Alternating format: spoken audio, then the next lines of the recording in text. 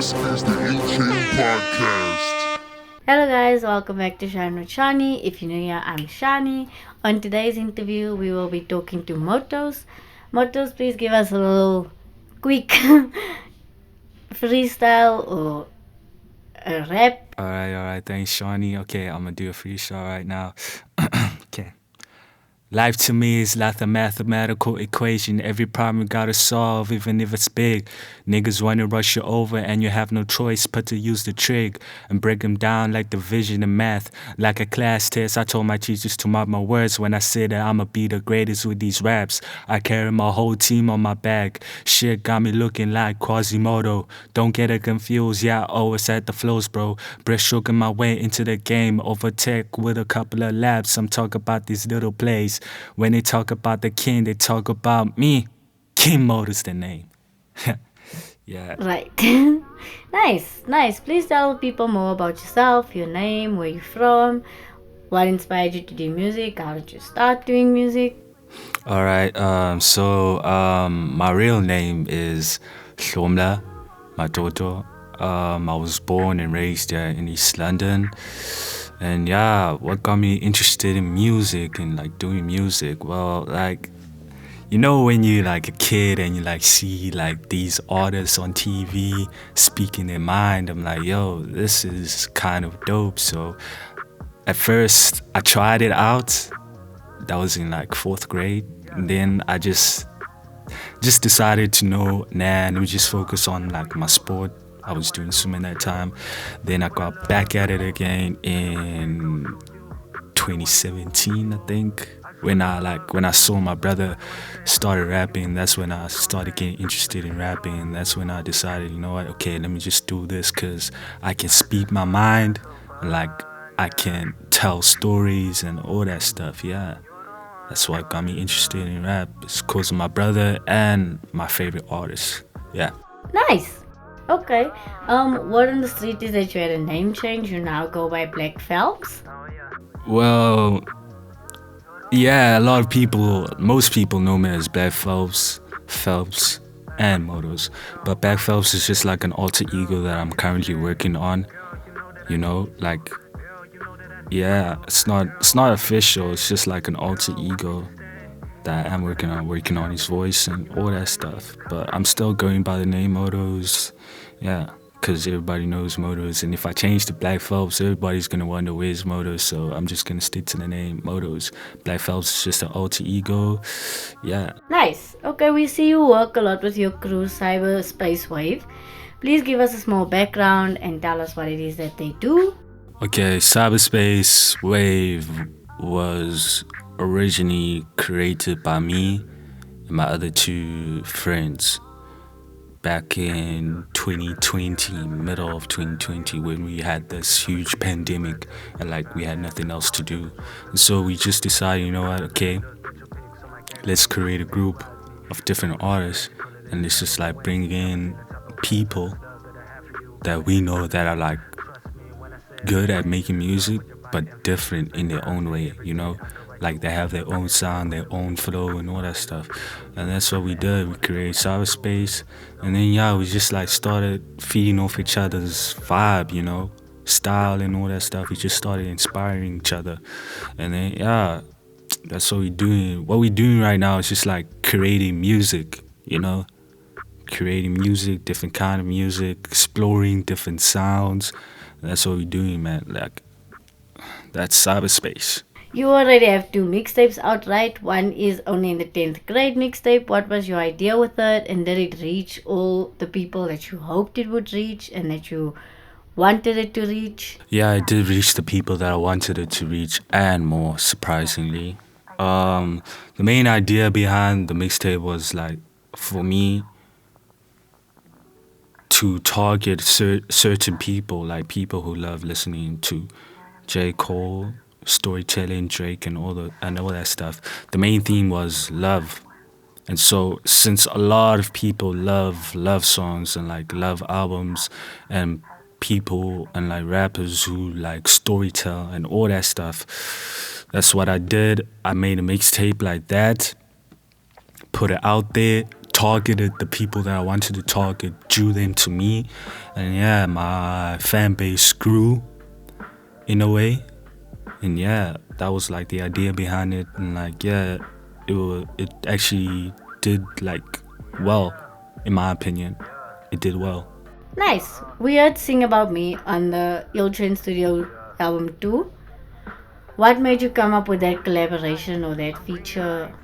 How did that come about? Well, Chane was working on a sequel of the original album, the first album they released, and so I asked Chane to put me on the album to give out that vibe that I felt was good for the album, because a lot of artists are giving out their vibes, and so I just decided to give out my vibe to it. And so yeah, they sent me a couple of beats until one beat caught my attention, and like as soon as I heard that beat, I just started writing on the spot. It took me less than a day, I think, to write it. So I came to the studio, started rapping. It didn't have a title, so I just came to the studio and started rapping the verse. It did not have the hook. I was just gonna leave it there and let the beat ride until I realized, okay, this sounds a bit empty. And so I did the hook on the spot.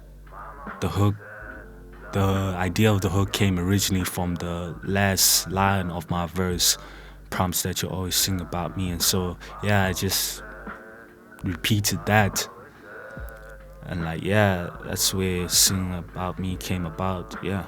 Nice. You also have a collab with Tao West. How did you guys come to that point and what inspired the track? Dawes, he recorded a song, and like he said that he felt like I could fit well in it. So like I came to the studio and listened to the song. Dawes wasn't in the studio at that time, at that day, I think.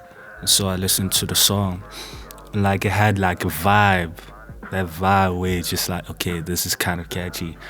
Dawes had this flow that was cool, calm, collected. And so I just decided, you know what, okay, let me just bring in another different flow to it. And so I did that, wrote my verse, went out of the studio, wrote my verse, and then came back and just started rapping on it. Yeah, that's how the collaboration came between me and Dawist on the song, on his song for the album. Nice. Now I'm thinking about the mixtape No Love in Sun City, and how was the artist that you worked with on that mixtape? Well, there was two artists that I worked with on that single from the mixtape, No Love in Sin City. It was Black Ricky, shout out to him, and Lonnie. Well, at first I was planning to rap on it. I had like a verse I was planning to rap on it, a verse and a hook, until I realized, okay, you know what? I said all I could say on the mixtape. Let me just put in people who can like talk about like the city, like East London, like how like an underground artist is struggling to find support here, you know? And like yeah, I hit up Black Ricky. Told him all about the single, and he was like cool with it. And so yeah, he did like a VN, and so I took the VN, like tried to clean it up and like mix it a little bit and like put it in, and then I felt like okay, it's kind of alright. It just needs that one more VN. And so I hit up this girl called Lani on my WhatsApp, told her about the mixtape as well, like asked her to do like a poem, because I was gonna do the poem until I felt like okay, nah, I shouldn't like do it. So I asked her to hop on the song, and yeah, she did a little poem.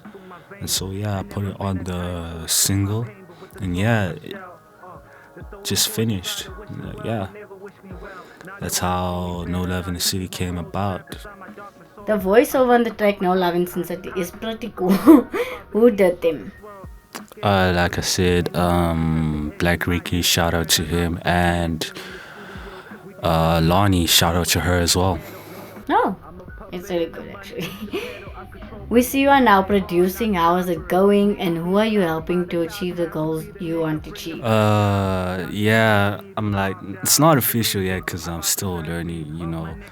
I'm like trying to like produce my sound with the help of Vinyl.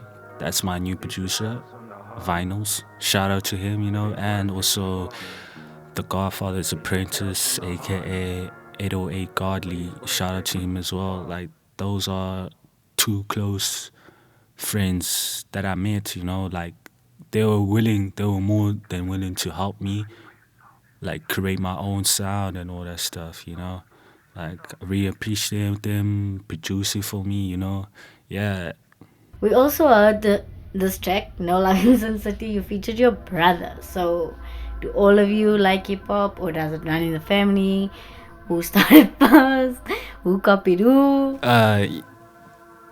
Like I don't know, I don't know if I'd say the music runs in the family because me and him and my cousin, like my cousin does DJing and he does rapping and like I do rapping. And so yeah, he started rapping first. He started rapping first and like yeah, I just saw him rap and I'm like, okay, let me also rap. And like yeah. So yeah, just like start rapping. Like he's the one who's like giving me advice. Okay, improve on this, become a poet. Like try to improve on your writing. So yeah, he inspired me to improve on my writing. And like yeah, copied who? I guess I could say that I copied him in like pursuing music. As like a career.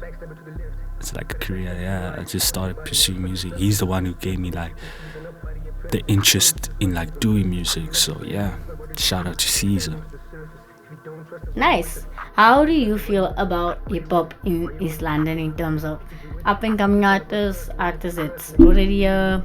How do you feel about hip hop in East London? Hip hop in East London. Well, there's a lot of like dope rappers. A lot of dope rappers. A lot of people who can like make music, good music. And like yeah, but support here is really scarce. It's hard to push yourself because people have their own opinions about local rappers. And like yeah, like it's not the same as Johannesburg.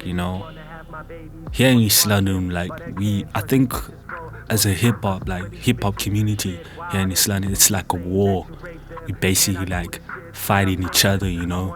We're not supporting each other. We're going against each other. We're busy telling, okay, yo, why you rapping and all that stuff, Instead of like uniting together, improving each other, stuff like that. Like yeah, man. Until we like improve on that, until we like work together as hip hop artists here in East London, there will be no need for us to go to like Johannesburg and make music, move far away from home. We can actually make music here and blow up here in East London. But yeah, I just hope that we can unite and like yeah, that's East London hip hop. Like we have dope rappers, but we're too busy fighting each other. Nice. Okay, no. I mean, it makes sense. Yeah. What projects are you currently working on, and is there any features or collabs that the people might find interesting? Well, me, Vinyls, and the Godfather's Apprentice, aka 808 Godly, we are currently working on like I don't know, like a mixtape EP. We're not sure yet because like we like busy like we're busy like sharing ideas on it because I originally like did like a storyline to it and like yeah, they just like making beats and like yeah. But right now, while they're making beats, I'm gonna try to release more music singles so I can remain consistent when it comes to like music and releasing. And like features, I don't think I'm gonna have features. I just like working alone, writing alone.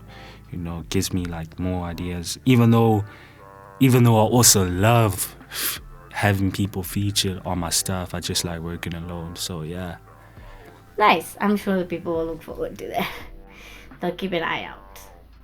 What are your plans in the future in terms of music? What are your goals? What do you want to achieve? Well, as any rapper, like what I want to achieve is obviously like respect in the hip hop community.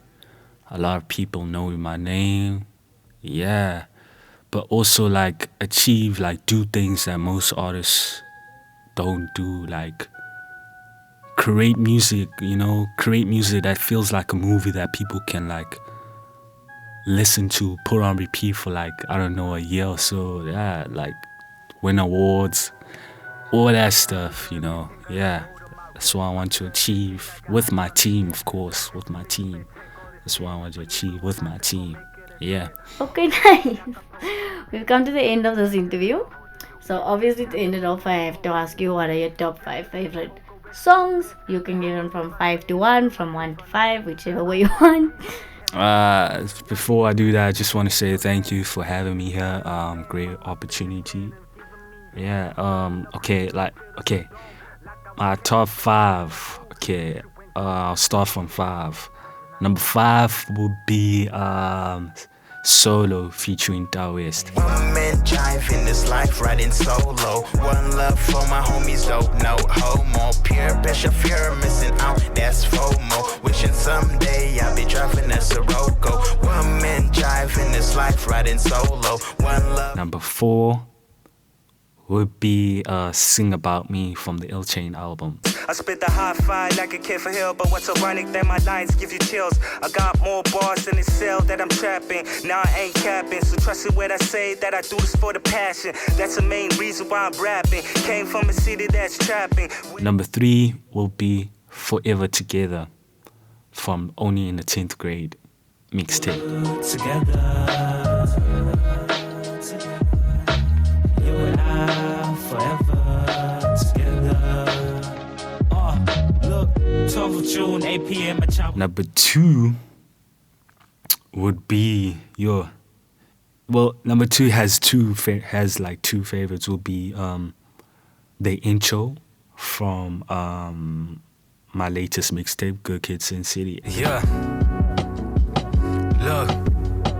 Look, I've been here for quite some years. I've been battling all my demons quite some years. Facing all my fears, hearing voices in my head telling me. And what is it? For Sale. I move in a silent way where other niggas move in a loud way, and that's how most niggas lose their way. On a good day, I'm still in a sad state. Can't avoid all the pain with all this liquor all up in my face. Can't draw my sorrows till tomorrow. Happiness, wish I can borrow for someone else. Those share the number 2 spot. And number 1, my recent song, For Your Mind Only, produced by Vinyl. One of my best songs yet. I had fun writing it and rapping it with Vinyl. Shout out to him for producing the record. Look, this is for your mind only. If you ain't feeling this shit, then free to skip the shit, homie. Wish the world once were alive, but then again I wouldn't be here. I might say that I'm the realest with the shit. Yeah, and there's more songs obviously to come. New top 5s to come. But yeah, that's my current top 5. Nice. Thank you for coming. It's nice having you here.